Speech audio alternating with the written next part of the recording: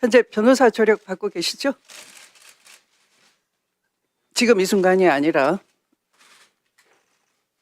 시간이 가니까 빨리 답변하세요. 네. 네. 그 무슨 말씀인지 제가 이해를 잘 못했습니다. 아니 변호사의 조력을 받고 계시죠? 아니 헌법재판 그러니까 헌재에 내는 거는 기재부에 저희가 그 고문 변호사가 예, 아니요. 대답해 주시기 바랍니다. 자, 대통령 지시 문건에 대해서 묻겠습니다. 변호사가 무조건 그 내용을 봐도 보지 않았다라고 진술하라고 조력했습니까? 아닙니다. 전 사실대로 말씀을 드렸습니다. 네. 그날 윤석열이 상무가라고 부르면서 이거 참고해 이렇게 말했습니까? 기획재정부 장관이라고 부르셨고요. 이름을 불렀다고 아니요, 하셨습니다. 제 기재부 장관이라고 불렀고요. 네. 제가 사실대로 말씀을 드리는 겁니다. 네, 대정부 네. 질문에서 12월 13일자 대통령이 제 이름을 부르시더니 참고하라고 하니까 옆에 누군가가 자료를 건네줬다 이렇게 말했습니다. 네, 그리고 그렇습니다. 그 말이 틀렸습니까? 아니요, 기재부 네. 장관 부르셨고요.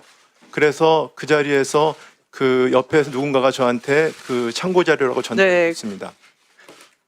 그런데 그 당시에 대통령의 지시라 생각하고 그 자료를 받았고 내용은 보지 않았다 이렇게 말했죠. 지시라고 생각은 안 했습니다. 참고 자료라고 생각을 했습니다. 그러면 우선 그거 봐야 되는 거 아닙니까? 대통령이 건넨 건데. 그 기재부 당시 장관하고 따로 별도로 불러서 불러서 한 것이 아니고요. 네. 들어가시면서 제 얼굴을 보시더니 그리고 저한테 참고하라고 하는 식으로 해서 옆에 누군가 저한테 자료를 줬는데 접힌 상태의 쪽지 형태였습니다. 근데 그 당시는 그 계엄이라고 전혀 상상할 수 없는 그런 초현실적인 상황이었고 저는 그 당시에 외환시장이 열려 있기 때문에 자, 외환시장을 아니 길게 모니터링하느라고 아니 예 아니오식으로 답변해 주시기 바랍니다. 상황이 없었다는 네. 말씀을 드립니다. 네. 윤석열은 준 적도 없고 뉴스 보고 메모의 존재를 알았다 이렇게 주장하고 있는데요. 그런데 조태열 외교부 장관의 경우에는 그 지시 문건 받았다라고 명확하게 얘기하고 있는데 하필이면 권한대행 것만 뉴스 보고 알았다 하는 건 이상한 거 아닙니까? 굳이 그 내용을 부인하고 싶기 때문에 그렇게 주장하는 거 아닙니까?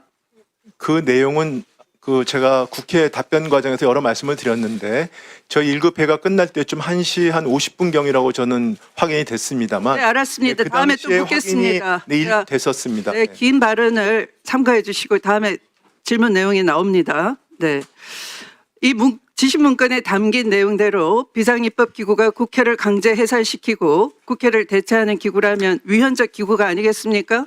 전 그 내용에 대해서 알지 못합니다. 지금은 어떻게 생각합니까? 그 내용에 대해서 제가 전혀 무슨 말인지를 이해를 못하는 내용들이 아니 그 겹쳐져 후에 있습니다. 보셨으니까 언론 보고 네, 언론은 봤습니다. 네. 제가 그 그러면 내용에 대해서 지금 생각을 묻는 정확히 겁니다. 제가 내용을 이해를 못하기 때문에 말씀을 드릴 수가 없습니다. 지금 생각이 없으시군요. 네. 12.3 비상계엄이 위법이라는데 동의하십니까? 저는 그 잘못된 결정이라고 생각했고 그 자리에서도 반대를 했습니다. 강하게. 네. 만약 윤석열이 주장하는 대로 또는 김용현이 주장하는 대로 재경부 내에 둘 수 있는 관료 조직을 얘기하는 거다라고 한다면은 그것도 또한 긴급 재정 경제 명령은 국회 집회가 불가능한 경우에 하나여 열 수 있게 돼 있는데 당신은 국회가 열려 있었고 또 국회 당연히 보고 승인을 받아야 되는 것이라는 것쯤은 알고 계시죠? 권한대행께서는 서울법대를 나오셨으니까 헌법 정도는 익히 숙지하고 계시겠죠? 그런 절차는 알고 생각하고 있습니까? 네, 제가 여러 번 말씀드렸지만 전 계엄에 예, 아니오만 네, 얘기해 주시기 반대를 바랍니다. 했었습니다. 그래서 말씀드립니다. 12.3 비상계엄은 어느 모로 봐도 어떤 변명을 하더라도 위법이라는 겁니다. 이해하시겠습니까? 자, 대통령이 헌법을 위반하면 탄핵 사유가 된다고 보십니까? 뭐 탄핵 관련된 부분들은 국회에서 그 헌법과 법률에 따라서 결정했다고 저는 믿고 있습니다. 네. 제3자의 판단에 맡길 게 아니라 지금 권한대행이니까 묻습니다. 권한대행의 지휘에서도 헌법을 수호할 의무가 대통령과 동등하게 부과되겠죠? 네, 그렇습니다. 네. 자, 권한대행이 헌법을 위반할 경우 탄핵 대상이 될 수 있다고 생각하십니까?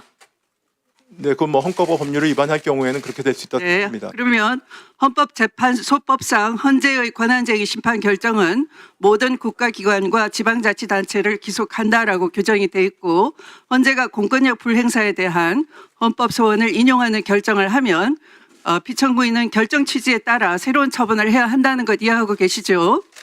그 부분에 대해서는 이해하고 있습니까? 아닙니까? 아니, 제가 답변을 드리지 않습니까? 그 부분에 대해서는 헌법재판소의 결정을 존중한다는 입장입니다만 아직 존중을 결정이 한다. 없기 때문에 제가 예단해서 네, 말씀드릴 수 존중을 한다라고 하셨습니다. 헌법재판소가 만약 후보자를 재판관으로 임명해야 한다는 결정을 내렸음에도 불구하고 이를 이행하지 않는다면 명백한 헌법재판소법 위반인 건 알고 계시죠? 그렇다면 임명 결정이 나오면 즉시 만약 재판관을 임명하겠습니까? 하는 게 당연하지 않겠습니까? 아까 말씀드렸습니다. 임명하는 게 제가 말씀드리지 당연하겠죠. 않았습니까? 네. 임명하는 게 당연하겠죠. 네. 자, 그런데 왜 여야가 합의해서 헌법재판관 3인의 임명에 대한 합의한 공문이 있습니다. PPT 한번 봐주시죠. 권한대행께서는 합의가 이루어지지 않았다는 거짓된 주장으로 임명을 보류를 했습니다. 그리고 헌법재판소의 권한쟁의 심판에 대해서는 갑자기 변론 재개 요청을 하면서 의도적으로 시간 끌기를 했습니다. 이것은 문형배 이미선 재판관의 임기가 끝나는 4월까지 버티기 전략을 하고 있는 겁니까? 절대 아닙니다. 어제 네. 중대한 결정이기 때문에 헌재에서 그 현명한 네, 결정을 하기 중대한 위해서 결정이기 때문에 한 번 더 여러 제고를 쟁점에 했다면은 대해서는 충실하게 답변을 드리는 게 전 당연하다고 생각하고 네, 있습니다. 네.